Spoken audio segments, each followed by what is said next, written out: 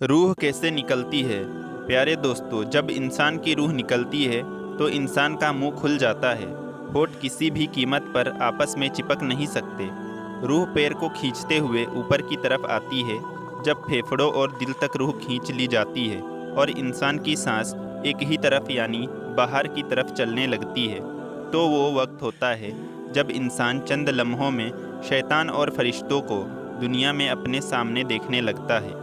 एक तरफ इब्लीस उसके कान में कुछ मशवरे देता है, दूसरी तरफ उसकी ज़बान उसकी अमल के मुताबिक कुछ अल्फाज अदा करना चाहता है। अगर इंसान नेक हो तो उसका दिमाग उसकी ज़बान को कलमे शहादत की हिदायत देता है। अगर इंसान काफिर हो, बद्दीन हो, मुशरिक हो या दुनिया परस्त होता है तो उसका दिमाग हैबत होकर या घबरा कर शैतान की बात मानता है और बहुत ही मुश्किल से कुछ अल्फाज ज़बान से अदा करने की कोशिश करता है।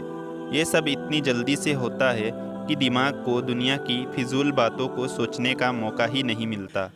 इंसान की रूह निकलते हुए एक ज़बरदस्त तकलीफ़ महसूस करता है, लेकिन तड़प नहीं पाता क्योंकि दिमाग को छोड़कर बाकी जिस्म की रूह हलक में इकट्ठी हो जाती है और जिस्म गोश्त की एक बेजान लोथड़े की तरह होता है जिसमें कोई हरकत की गुंजाइश ही नहीं रहती।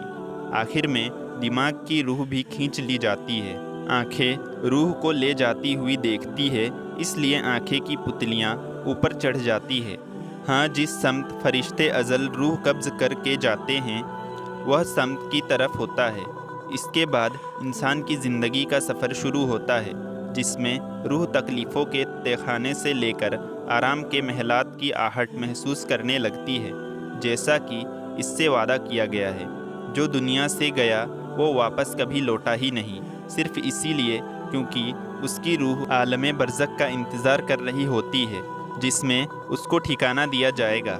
इस दुनिया में महसूस होने वाली तवील मुद्दत उन रूहों के लिए चंद सेकंड से ज़्यादा नहीं होगी।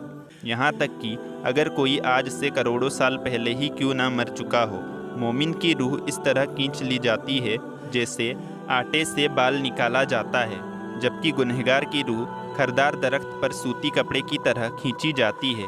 अल्लाहु अकबर। अल्लाह ताला हम सबको मौत के वक्त कलमा शहादत नसीब अता फरमाकर आसानी मामला फरमाए और इस दुनिया में रहते हुए ज़िंदगी सिराते मुस्तकीम पर चलने की तौफीक अता फरमाए और शैतानी कामों से बचने की तौफीक अता फरमाए। प्यारे दोस्तों, दुनिया में रहते हुए अपनी अपनी आखिरत की तैयारी कर लो, क्या पता कब किसकी मौत हो जाए।